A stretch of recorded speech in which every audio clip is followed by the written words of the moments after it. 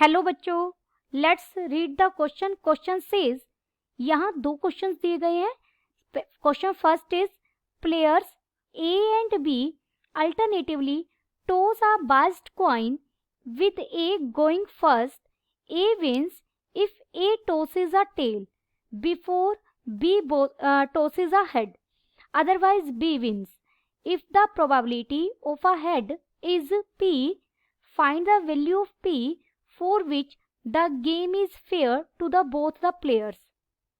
And question second is the entries in a 2 by 2 determinant of A, B, C, D are integers that are chosen randomly, are independent, and for each entry, the probability that the entry is odd is P.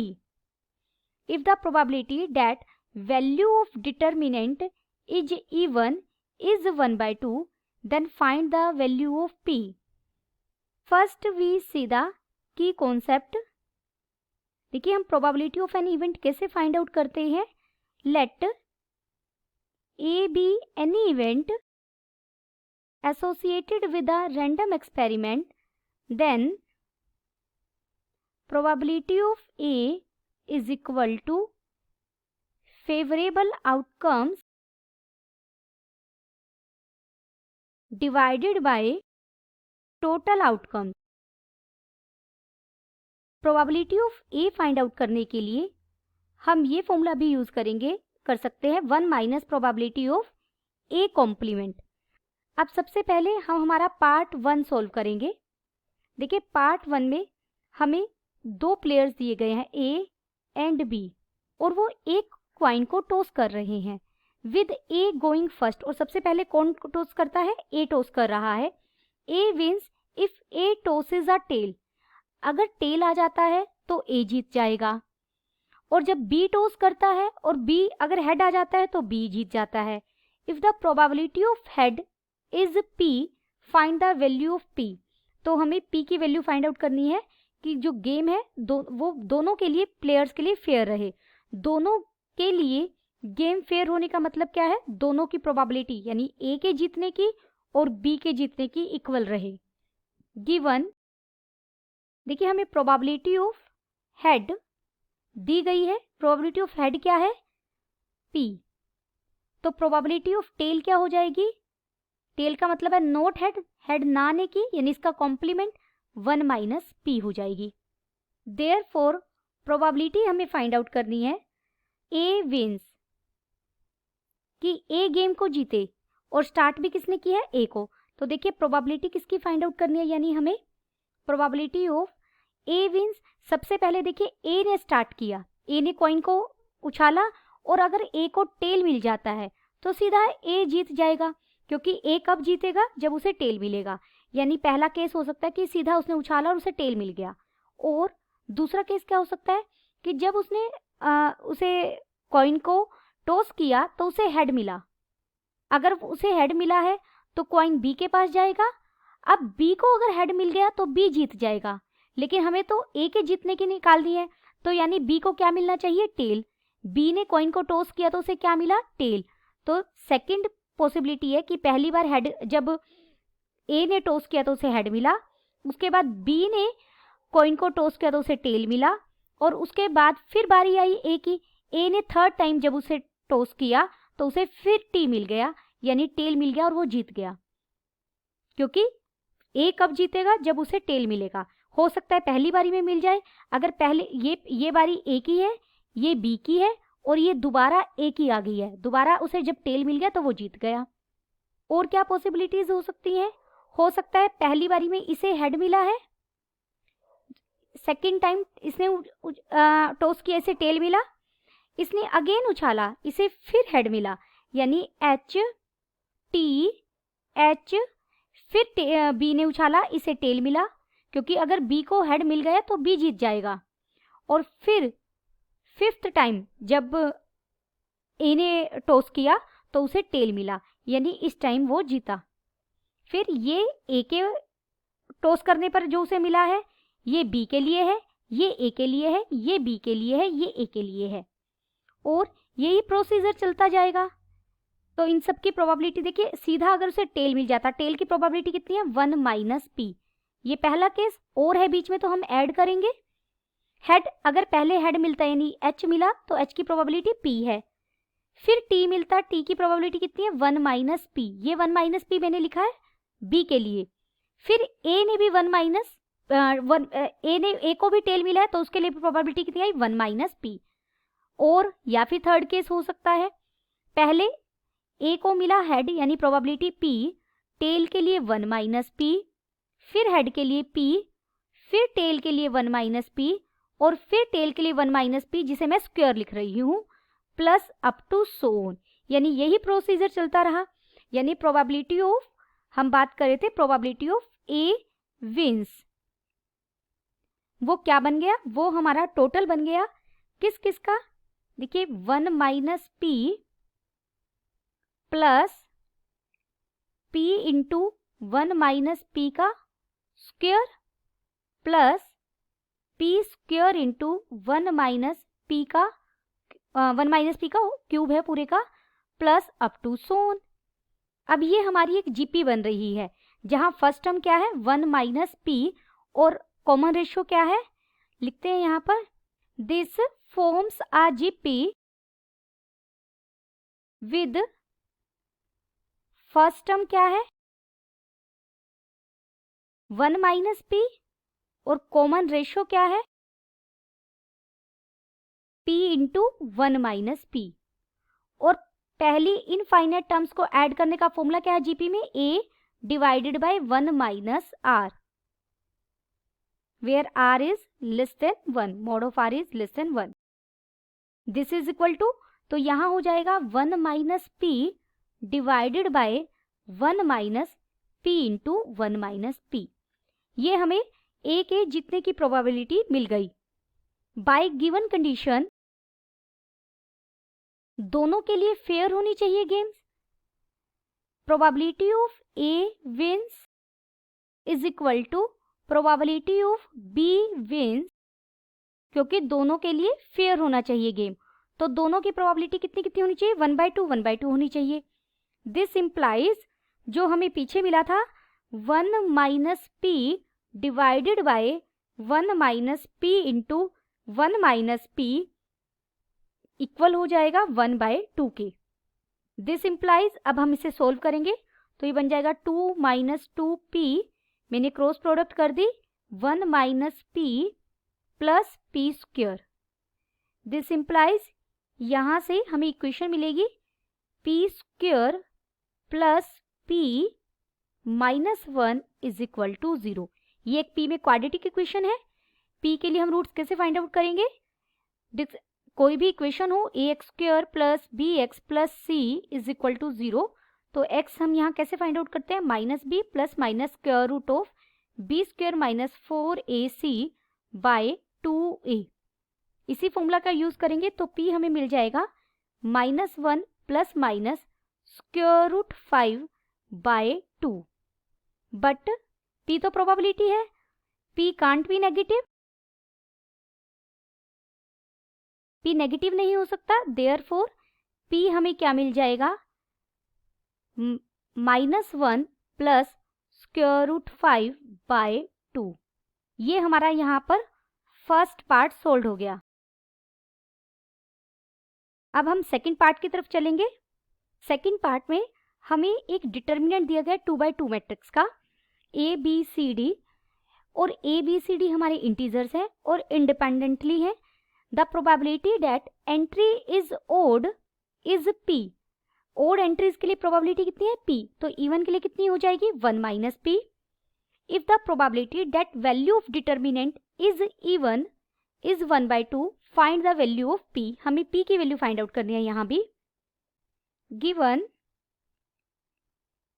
देखिए determinant हमें क्या दिया गया है a b c d, तो इसका determinant क्या हो जाएगा, 2x2 मैट्रिक्स का डिटर्मिनेंट हमें कैसे फाइंड आउट करता है, AD माइनस BC हो जाएगा। यानी हमें AD माइनस BC पर काम करना है। AD माइनस BC हमें क्या चाहिए, इवन चाहिए। Let us find the probability that AD minus BC is odd. हम ओड के लिए काम करेंगे। आल्सो हमें क्या दिया गया है? Probability of entry is odd, यानी जो आपने ABCD एंट्री ली है अगर वो ओड है तो उसकी प्रोबेबिलिटी कितनी दी गई है? P। Then probability of entry is even, तो जो आप एंट्रीज डालेंगे अगर वो इवन होगी तो उसकी प्रोबेबिलिटी कितनी हो जाएगी? 1 minus P। Now AD minus BC is odd. यहाँ ये दो नंबर है, देखिए एक पूरा AD को मैं एक नंबर मान रही हूँ माइनस, और एक ये दूसरा नंबर है। हमें दो नंबर्स की, दो इंटीजर्स की सब्ट्रैक्शन क्या चाहिए? ओड चाहिए। दैट इज द डिफरेंस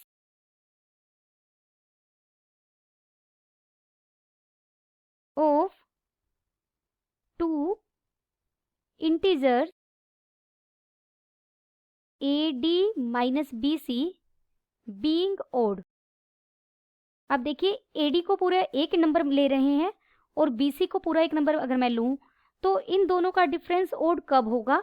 तो ये तभी पॉसिबल है अगर हम ओड माइनस इवन करें, यानी A इंटू D, यानी पूरा AD ओड हो और माइनस BC पूरा क्या हो? इवन। और अदरवाइज ऐसा हो सकता है AD इवन हो माइनस जो BC है वो क्या है? ओड हो। अब AD को मैंने क्या लिया? ओड लिया। यहां पर हमारे केसेस बनेंगे। ऐसा कैसे कब पॉसिबल है? A और D ओड कब होगा? जब ओड की प्रोडक्ट यानी A भी ओड हो, ये A के लिए लिखा मैंने और ये मैंने D के लिए लिखा, यानी A और D हमारे क्या हो? दोनों ओड हो। माइनस B और C, BC चाहिए हमें इवन, तो ऐसा पॉसिबल है कि B इवन हो और C भी क्या हो? इवन हो। दूसरा केस पॉसिबल है, देखिए ये तो मुझे ओड चाहिए, अगर A और D में से कोई एक भी आप इवन लेंगे तो नंबर इवन आ जाएगा, तो यहाँ तो आपको यही केसेस लेने पड़ेंगे। लेकिन यहाँ पॉसिबल है कि B इवन हो जाए और C ओड हो जाए, प्रोडक्ट तब भी BC क्या बनेगा? इवन बनेगा। ऐसा भी पॉसिबल है कि B ओड बन जाए और C इवन बन जाए। अब ओड माइनस इवन के अंदर भी हमारे तीन केसेस बन गए, जहां A, D, B, C पर हमने अलग अलग केसेस बनाए। ये सारे A के लिए हैं, इधर वाले ये D के लिए हैं, ये B के लिए हैं और ये C के लिए हैं, और हमें चारों नंबर एक ही बारी में सिलेक्ट करने हैं। सिमिलरली अगर आप इवन माइनस ओड करेंगे तो जो ये वाली वैल्यूज हैं ये तो अब A और D लेंगे हमारी, ये A और D लेंगे और ये हमारी B और C लेंगे। B और C की मल्टीप्लिकेशन ओड चाहिए तो दोनों को ओड ही होना होगा, और A और D पर हमारे डिफरेंट केसेस बन जाएंगे कि दोनों इवन भी हो सकते हैं और एक बार A इवन और D ओड, या A ओड D इवन भी हो सकता है। तो 3 केस, टोटल कितने केसेस बन गए? 6 केसेस बन गए हमारे। Therefore probability that value of determinant is odd, क्योंकि हमने ओड के लिए केसेस बनाए थे कि AD माइनस BC हमारा टोटल क्या आना चाहिए? ओड आना चाहिए। तो ये किसके इक्वल हो जाएगा? देखिए दिस इज इक्वल टू, सबसे पहले केस की बात करते हैं, जब हमने पहली एंट्री A, D को ओड लिया है दोनों को और B और C को इवन लिया है। ओड की प्रोबेबिलिटी कितनी है? P, और इवन की कितनी है? 1 माइनस P। तो P ओड के लिए फिर P, इवन के लिए 1 माइनस P और इवन के लिए फिर 1 माइनस P, तो स्क्वायर हो जाएगा। प्लस दूसरे केस पर चलते हैं। दूसरा केस क्या है? ओड ओड यानी P इंटू P, और इस ओड के लिए भी P आ जाएगा और इवन के लिए 1 माइनस P आ जाएगा, तो ये बन जाएगा P cube into 1 minus P। Plus next case बनेगा हमारा ओड इंटू ओड, यानी P P P और P क्यूब और 1 माइनस P इवन के लिए। और ये तो मैंने इसके 3 केसेस लिखे हैं। सिमिलरली इसके 3 केसेस के लिए भी यही 3 बनेंगे, प्लस इन्हीं 3 को आप रिपीट कर सकते हैं, तो ये बन जाएगा P square into 1 minus P का whole square plus P cube into 1 minus P plus P cube into 1 minus this is equal to, इसे मैं लिख सकती हूँ, देखिए P square into 1 minus P square add करेंगे तो ये 2 times of P square 1 minus P का होल स्क्वेयर हो जाएगा, प्लस और ये हो जाएगा 4 times of P cube into 1 minus P. This is equal to, अगर यहां से हम 2p कॉमन ले लें, 2p स्क्वेयर आ जाएगा और 1 माइनस p आ जाएगा। ये अगर मैं कॉमन ले लूं तो यहाँ कितना बच गया, देखिए सिर्फ 1 माइनस p बच गया और यहाँ प्लस 2p बच गया। This is equal to 2p square into 1 minus p into 1 plus p। This is equal to 2p square, ये हो जाएगा 1 minus p square. a plus B into A minus B की वाली आइडेंटिटी यूज की हमने इसमें, तो ये बन गया a square minus b square. Bye given condition, देखिए हमें दिया गया है, इसे आप स्टार नाम दे दीजिए। बाय गिवन कंडीशन हमें प्रोबेबिलिटी दी गई है value of determinant is even, इसकी प्रोबेबिलिटी दी गई है 1/2।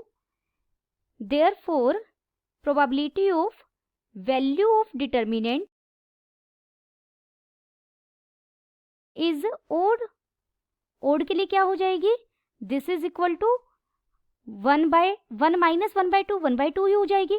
और ओड के लिए तो हमने सोल्व किया है, तो बाय स्टार यहाँ 2p square into 1 minus p square is equal to 1/2 हो जाएगा। दिस इम्प्लाइज, हमने देखिए इसकी वैल्यू जो अभी स्टार में फाइंड आउट की थी, आप यहाँ लिख सकते हैं बाय स्टार, स्टार हमने इसको सोल्व किया स्टार की हेल्प से। दिस इम्प्लाइज, यहाँ से ये बन गया 4p square minus 4p raise to power 4 is equal to 1। This implies, यहाँ से हमें क्या मिला, 4p raise to power 4 minus 4p square plus 1 is equal to 0। This implies, इसे मैं लिख सकती हूँ 2p स्क्वेयर माइनस 1 का whole square is equal to 0। This implies, यहाँ से 2p स्क्वेयर माइनस 1 किसके इक्वल हो जाएगा, 0 के। दिस इम्प्लाइज, यहाँ से p की वैल्यू मिल जाएगी हमें प्लस माइनस 1/√2। बट p तो क्या है, probability can't be negative, but p can't be negative क्योंकि एक प्रोबेबिलिटी है ये। देयरफॉर p की वैल्यू क्या मिली, 1/√2। पार्ट सेकंड ये हमारा सोल्व हो गया।